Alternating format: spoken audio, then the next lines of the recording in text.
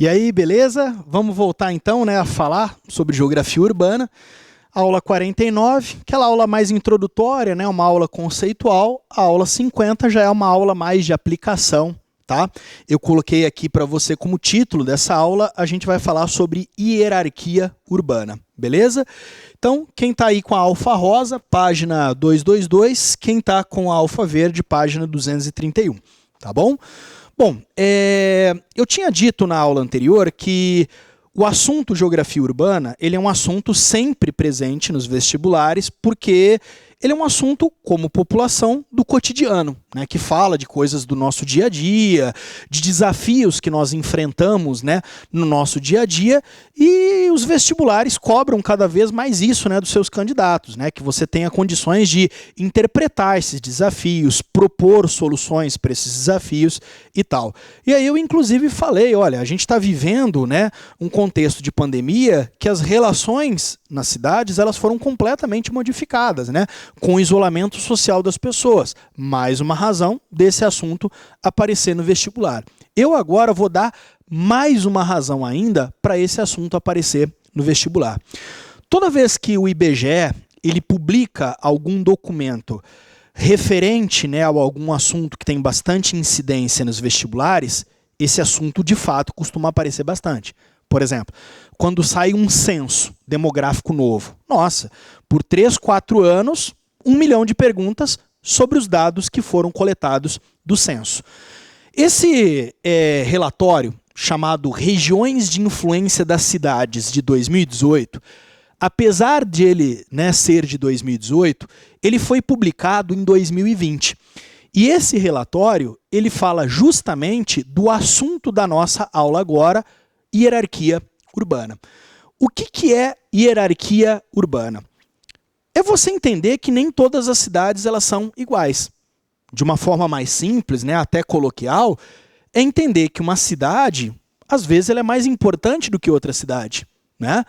Eu acho engraçado que esse assunto ele costuma dar briga, discussão na sala, porque a gente costuma ter muito aluno que vem do interior, e aí tem sempre aquela disputa, do tipo, minha cidade é mais importante do que a sua, prova. Não, a minha tem shopping, a minha tem McDonald's e tal. Então rola aquela discussão, será que um shopping se instala numa cidade mais importante e não numa cidade menos importante? Será que o McDonald's, por exemplo, ele prefere uma cidade mais importante do que a outra? Percebe que se eu ficar usando a palavra importante, ela é uma palavra ruim, ela é uma palavra fraca para você definir que uma cidade ela é diferente do que a outra, na verdade, por diferentes critérios?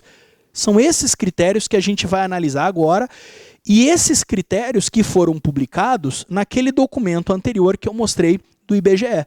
Tudo bem? Então, olha só. Quando nós falamos em uma cidade ser mais importante do que a outra, a expressão técnica mais utilizada é essa que eu coloquei aqui, a grandeza urbana. Grandeza, então, é você definir. Por que eu posso considerar, por exemplo, São Paulo uma cidade com uma grandeza maior do que Campinas, que tem uma grandeza maior do que Ribeirão Preto? Eu estou dizendo assim, hierarquicamente, São Paulo está acima do que Campinas. E Campinas está acima de Ribeirão Preto. Eu estou dando esses 3 exemplos porque daqui a pouco eu vou mostrar esses 3 exemplos na projeção. Tá? Mas, de fato, a gente, em linhas gerais, sabe. Sim, São Paulo é uma cidade que está aqui no topo da hierarquia. Como é que eu defino a grandeza de uma cidade? Quais são os critérios que eu uso para isso? Tá? Por exemplo, quais critérios uma empresa ela usa para construir um shopping numa cidade e não outra? Quais critérios o McDonald's usa para instalar uma filial dele numa cidade e não outra?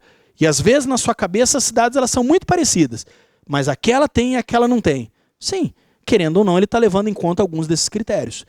Primeiro, número de funções urbanas. As cidades elas exercem diferentes funções. Tá? Por exemplo, São Paulo. São Paulo é uma cidade administrativa. São Paulo é uma cidade que a gente às vezes conhece como cidade global. O que significa São Paulo ser uma cidade global, como o Rio de Janeiro? É uma cidade que concentra sedes de transnacionais, ou seja, empresas do mundo inteiro estão sediadas, não que necessariamente elas produzem em São Paulo, mas elas estão sediadas em São Paulo, elas estão sediadas no Rio de Janeiro. Então olha como isso é uma função urbana muito grande. É uma cidade global, ela articula o Brasil na economia global, né? São Paulo e Rio de Janeiro são as áreas que são as cidades que apresentam os aeroportos mais importantes do país, por exemplo.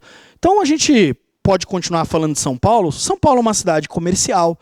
Quantas e quantas pessoas não vêm para São Paulo fazer compra de roupas, né? Fazer compra de mercadorias mais baratas na 25 e depois revender. São Paulo é uma cidade universitária. Quantas e quantas pessoas não vêm até São Paulo só para estudar nas diversas universidades que existem na cidade? São Paulo é uma cidade cultural. São Paulo é uma cidade administrativa, né? Aqui onde está a sede do poder executivo do governo paulista. São Paulo é uma cidade, quando eu digo cultural, pela quantidade de teatros, né? Pela quantidade de cinemas, né? Pela quantidade de eventos culturais que estão acontecendo. É uma cidade turística, porque recebe muitos turistas, principalmente de negócios. Você fala, nossa, pô, já entendi. Então São Paulo tem muitas funções, muitas funções. É por isso que São Paulo tem um nível de atratividade muito grande.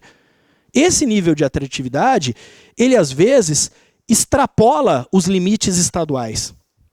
Ele às vezes extrapola os limites regionais. Ele às vezes extrapola os limites nacionais. Então veja aquele exemplo que eu estava dando. Será que São Paulo tem mais ou menos funções do que Campinas? Muito mais. Eu não posso dizer que Campinas é uma cidade comercial como São Paulo. Eu não posso dizer que Campinas é uma cidade cultural como São Paulo. Percebe? Então, conforme uma cidade vai apresentando menos funções, o nível de atratividade dela vai diminuindo. E, consequentemente, o grau de influência dela sobre outras cidades vai diminuindo ainda mais. Então, de novo, volta no meu exemplo. São Paulo tem muitas funções, por isso é muito atrativa e influente. Campinas já não tem tantas funções, já não vai ter tanta atratividade e já não vai ser tão influente. Ribeirão Preto tem menos funções ainda. Não vai ser uma cidade tão atrativa por causa disso, comparado a Campinas e São Paulo, e menos influente. Você fala, Paulo, mas sei lá, cara, às vezes eu fico achando que esses critérios eles são meio abstratos, né? Não tem uma coisa assim mais palpável, né? Uma coisa mais material que eu consigo enxergar. A gente pode usar a concentração de fluxos de bens e serviços. Como assim fluxos de bens? Tenta imaginar a quantidade de mercadorias que circulam em São Paulo ao mesmo tempo. Veja como o que eu estou falando é muito importante para explicar coisas como, pô, Paulo, eu venho de uma cidade, cara, lá no interior, que não tem iFood, meu. Porra, adoraria ter iFood. Eu moro aqui em São Paulo, tem iFood, eu acho legal pra caramba, super prático. Por que minha cidade não tem iFood? A gente está discutindo isso daqui. Porque é uma cidade que não é tão populosa, porque é uma cidade que não vai ter um fluxo tão grande de bens e de serviços. Então, para esse tipo de empresa, às vezes, não é interessante estar instalado ali. Tá? Então, as cidades de primeira grandeza, as cidades que estão no topo da hierarquia, é só somar a lista que está aqui. São cidades com muitas funções, por isso são muito atrativas, por isso exercem muita influência sobre as outras cidades e concentram muitos fluxos de bens e serviços.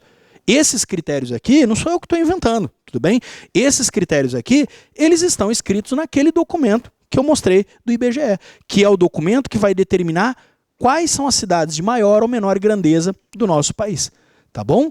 Agora, um outro conceitozinho que é legal você colocar aí. Tudo isso dentro de uma rede urbana. Deixa eu me expressar melhor. Rede urbana é você entender que uma cidade, ela nunca está isolada.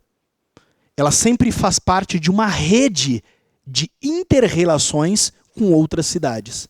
Tudo bem? Então, por exemplo, eu vou mostrar daqui a pouco um mapa da rede urbana brasileira. Você olha para o estado de São Paulo, tem muitas cidades no estado de São Paulo. É o estado que tem mais cidades. Você fala que São Paulo tem uma rede urbana densa. O que significa isso? Que tem muitas cidades e que essas cidades elas estão interrelacionadas. Com tudo isso daqui escrito, você consegue fechar essa primeira parte. O que é uma cidade de primeira grandeza? É uma cidade com muitas funções, por isso ela é muito atrativa, por isso ela é muito influente, e ela concentra, consequentemente, muitos fluxos de bens e serviços dentro do conjunto de inter-relações existentes entre as outras cidades. Percebe? Você nunca vai falar que uma cidade é de maior ou menor grandeza se você analisar ela separadamente. Você sempre vai ter que analisar ela dentro do conjunto de inter-relações que ela possui com outras cidades. Por isso que essa é uma expressãozinha tão importante aqui. Tá? Agora, vamos lá para o documento.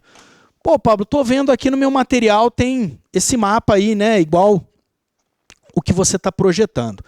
Veja que o meu mapa, ele é o de 2018, daquele documento, que foi publicado em 2020. Então, o meu mapinha é um mapinha que, no caso, ele está com algumas informações um pouquinho diferentes que o da apostila, porque ele é um pouco mais atualizado. Tá? Nossa, Pablo, agora como é que eu vou fazer, cara? Eu vou ter que decorar sua projeção e tal. Gente, serião, tá? O que eu vou falar agora. Presta bastante atenção nisso. Ninguém vai te cobrar que cidade que é essa, que cidade que é essa, que cidade que é essa. Ninguém vai te perguntar. São Paulo é que tipo de cidade? Ninguém vai te perguntar. Tá? Você tem que saber se São Paulo é mais importante que Campinas, que é mais importante que Ribeirão Preto, por quê? Então, esse mapa, ele normalmente vai ser dado para você na questão. Tá? Você vai ter que interpretar a partir desse mapa por que uma cidade é mais importante do que a outra, com base no slide anterior que eu coloquei. Tá bom? Segundo o IBGE, com base naqueles critérios do slide anterior, nós temos essas cidades hierarquicamente falando. Então, olha só. A grande metrópole nacional é a cidade de São Paulo. Só tem uma grande metrópole nacional. A metrópole nacional, Rio de Janeiro e Brasília. Só existem duas metrópoles nacionais. Metrópole, vamos dizer que a maior parte das capitais são metrópoles. E aí vem capital regional B, capital regional C, centro subregional B, e assim vai. Nossa, Pablo, eu tenho que decorar o que é cada uma dessas coisas. Gente, na boa, se foi dado um mapa desse, e você está vendo na legenda desse mapa, que São Paulo está numa posição hierárquica maior que Rio de Janeiro, que está numa posição hierárquica maior do que Belo Horizonte, é só você voltar no slide anterior e refletir. Por quê? Vamos pensar um pouco junto. Por que São Paulo é a grande metrópole nacional? Porque é uma cidade que, considerando aqueles critérios da lousa anterior, do slide anterior, ela é única, ela é singular. Quando eu disse, São Paulo e Rio de Janeiro concentram os aeroportos mais movimentados do país. É incomparável o fluxo de Guarulhos com qualquer outro aeroporto brasileiro. Então, é o aeroporto mais importante do país. Significa dizer que, se você é brasileiro e precisa fazer uma viagem para o exterior, existe uma probabilidade muito grande de você ter que vir até São Paulo para fazer essa viagem. Então, percebe? É a grande metrópole nacional. Quantas e quantas empresas não estão sediadas aqui? A Bolsa de Valor do Brasil, ela está sediada onde? Percebe? Então, grande metrópole nacional no sentido de que é uma cidade única nesse sentido, uma cidade que se destaca do cenário brasileiro. Rio de Janeiro e Brasília são cidades muito importantes do ponto de vista nacional. Não tem, né, a mesma concentração de funções que São Paulo, mas também se destacam como duas capitais muito importantes para o país. O Rio de Janeiro, pela quantidade de empresas que estão instaladas lá, e Brasília, claro, por ser, né, a sede do Poder Executivo brasileiro. E aí vai caindo hierarquicamente. Depois aparecem as metrópoles, que no caso são as principais capitais brasileiras. Depois aparece capital regional, né, centro subregional, e vai caindo hierarquicamente. Mas não fica preocupado em decorar esses nomes. Tá? Fica preocupado em ter a capacidade de interpretar esses dados, tá? Ó, aqui a gente tem um zoom do sul e do sudeste. Eu recortei isso daqui para deixar mais próximo da gente, para a gente fazer uma leitura um pouco mais detalhada das coisas. Então veja só, eu mantive aqui a hierarquia, então os diferentes níveis hierárquicos que nós temos no Brasil, tá certo? E aí eu coloquei esse recorte, claro, considerando que o estado de São Paulo é aquele que costuma ter maior relevância para as provas que nós prestamos aqui, tá bom? Então vamos olhar para São Paulo, ó, a grande metrópole nacional. Única grande metrópole nacional. Para quem não tinha noção, mais ou menos 22 milhões de habitantes. Mais ou menos 10% da população brasileira. Agora, isso é impressionante. Ó. 18% do PIB brasileiro. Então, né, vamos combinar que sem a cidade de São Paulo, o Brasil seria 20% mais pobre. Seria mais ou menos isso. Então, é uma cidade que se destaca demograficamente e economicamente. Bom, se a gente olhar bem pertinho de São Paulo, está Campinas. Lembra o exemplo que eu estava dando, a aula toda? Campinas, este ano, quer dizer, em 2018, naquele documento que foi publicado pelo IBGE, foi elevada à categoria de metrópole. Então, Campinas é a única metrópole de todo o interior brasileiro. Percebe? As metrópoles costumam ser as capitais dos estados. Campinas é a única metrópole do interior brasileiro. Por quê? Porque é uma cidade extremamente importante do ponto de vista econômico. Ela é bastante populosa, né? Vamos colocar que a Grande Campinas tem mais de 3 milhões de habitantes, mas a gente viu recentemente que é um dos principais polos tecnológicos do Brasil, com a presença de uma das universidades mais importantes da América Latina, que é a Unicamp. Então, é uma cidade especial nesse sentido. E lembra a terceira cidade que eu estava comparando?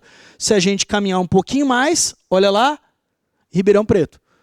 Ribeirão Preto, neste documento que eu estou analisando, se tornou a única capital regional do interior do Brasil.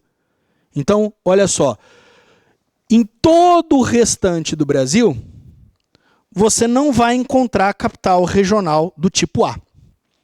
Você vai encontrar capitais regionais de escalas menores. Ribeirão Preto foi elevado a essa categoria que anteriormente era a categoria de Campinas. Então, por que Ribeirão Preto recebeu esse status? Olha como essas três cidades elas são diferentes de todo o contexto brasileiro, né? Se a gente olhar cada uma delas isoladamente.